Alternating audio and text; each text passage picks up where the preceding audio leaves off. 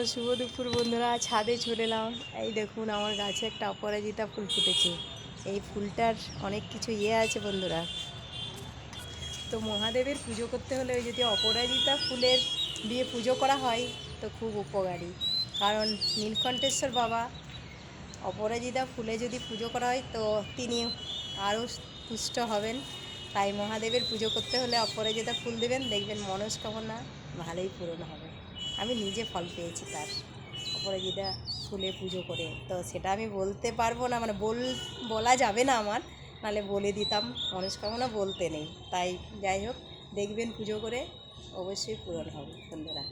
আর আরেকটা কথা হচ্ছে, বসন্ত তো চলেই এলো। তো বসন্ত চলে এলো, কোকিল ডাকছে। এবার সামনে তো হোলিও চলে এলো বন্ধুরা।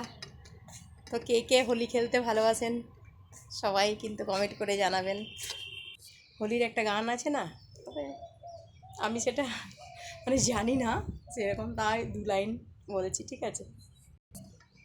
বসন্ত কহিল সখী, কোকিলা ডাকিল রে, এমন সময় প্রিয় সখা বিদেশে রহিল রে।